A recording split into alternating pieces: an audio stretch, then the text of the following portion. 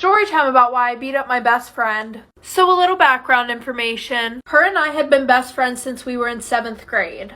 Her family was rich, mine was poor, and at first she was a really good friend. She was always there for me whenever I needed her, until our freshman year of high school, which is when her and I started hanging out with boys. Now, my mom was kind of strict. She wouldn't really let me hang out with boys, but her mom was more lenient about her hanging out with boys. Every weekend she would throw a party at her house, and she would throw them in her attic because one, it was huge, and two, her parents didn't give a fuck what she did up there. Anyways, she would always offer to do my hair and makeup before the party started, which always made me really excited because I never really put any work into my physical appearance. Well, little did I know, the only reason why she would offer to do my hair and makeup at these parties was so that way she could make me look like shit in front of all the boys. So after that, I taught myself how to do my own makeup and do my own hair, like for part 2.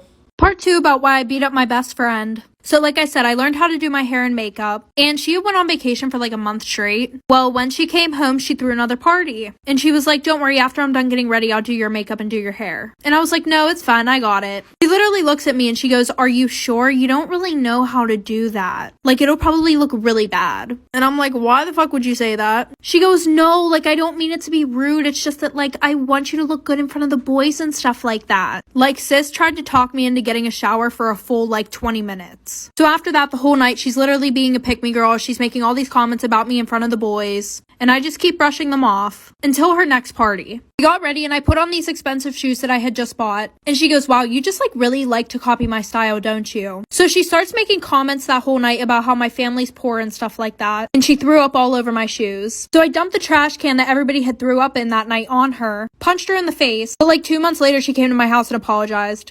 Story time about how I was dating the school shooter. Yeah. So a little background information. I was a sophomore whenever this all happened, and it was around October. Well, the one day I was sitting at lunch with my group of friends. We're all sitting there having a good time when one of my friends dares me to go over and sit with this one kid. And he was sitting alone. He was kind of shy. And of course I did because they had offered me $10, guys. Can't beat that.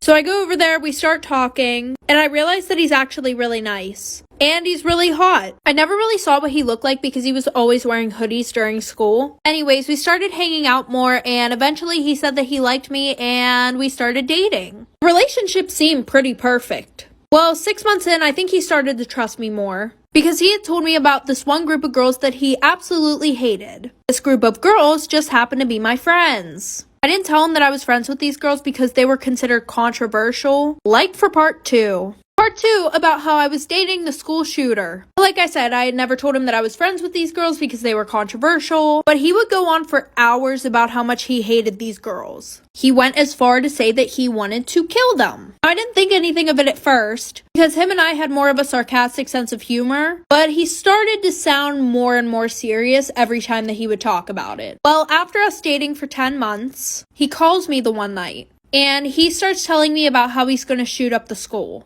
He had told me his entire plan of how he was going to do this. Now, he must have thought that we were like ride or die relationship, when in reality, I was recording everything that he was saying. After we got off the phone, I wrote an email to all of the office staff in my school, but I fell asleep and never finished the email. I woke up the next morning, finished it. I had texted my friends not to go to school that day. I had already missed the bus. I rode my bike to school that day. I ran to the principal's office, nobody was there, and that's whenever I heard shots in the hallway. Story time about how I crashed my dad's really expensive car. So a little background information. My mom had just got remarried to my stepdad 3 years ago, and he was this rich asshole who owned a bunch of food trucks and thought he was the shit. Well, at the time I also had a boyfriend, and we had only been dating for like a month and a half. My boyfriend would always beg me to let him drive my stepdad's car, and I always said no because that was like his child. Like, he had children. He could care less about them. His car was more important. Anyway, so the one weekend my parents are out of town, and one of my friends was throwing a graduation party. So that whole day my boyfriend was trying to talk me into taking the car, and I already knew where my stepdad hid the keys. So I just decided I wouldn't drink that night and I would just take the car. He kept asking me if he could drive, but clearly I said no, because this kid literally told me that he crashed the first 2 cars that he had. So we get to the party, we're having a good time, and one of my friends tells me that everybody's taking pictures with my car outside. Like for part 2.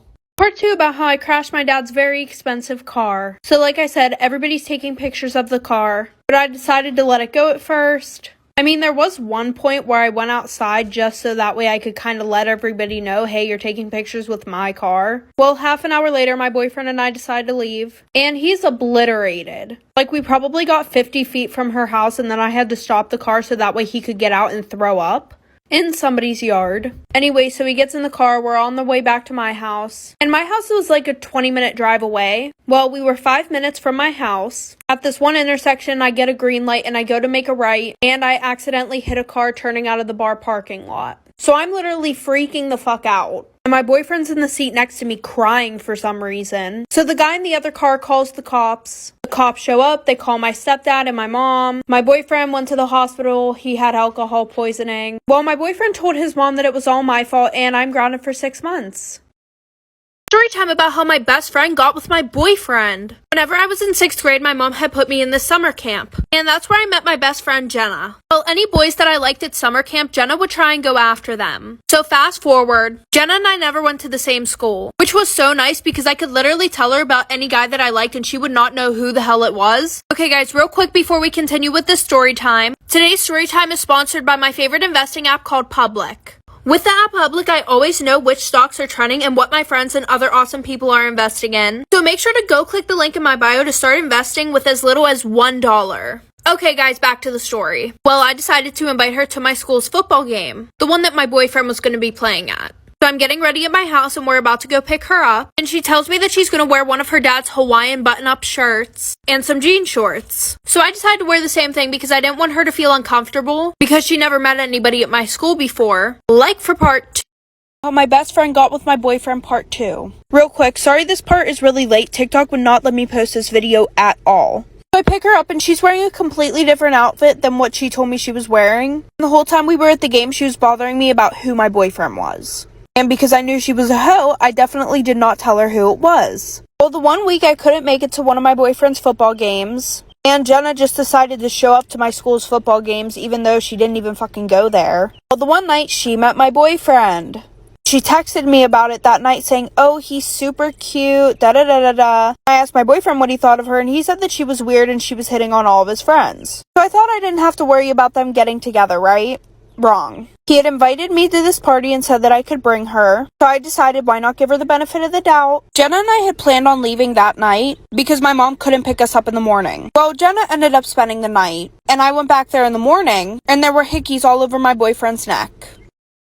Story time about how my neighbor killed my dog. So a little background information. When I was about 3 years old, my parents got me a German Shepherd, and my neighbors who lived next to us absolutely loved our dog, and so did their kids. Like, their dad literally put a doggy door in the fence, so that way our dog could go back and forth from our house to his house. Well, when I was about 8 years old, my neighbors decided to sell their house. So he told us that he had to take out the doggy door because the people that were buying his house hated animals. Well, the people who had just bought his house, they ended up moving in before he could take out the doggy door. So our new neighbors asked us if we could put like a piece of plywood in front of the door so that way our dog couldn't get through. And they said that they would do the same to their side of the fence. So my dad said, yeah, he put a piece of plywood in front of there. Well, my dog, Gabe, the one night that my brother let him out, he ended up getting the plywood off of the doggy door. Well, my brother literally had to crawl through the doggy door to get the dog before one of them saw him in the yard. Like for part 2 about how my neighbors killed my dog. So like I said, my brother let the dog out, and my dog got the piece of plywood off of the door. And my brother had to crawl through the doggy door to get my dog out of our neighbor's yard, so that way our neighbors wouldn't wake up and know that he got through. But whenever my brother went to go get Gabe,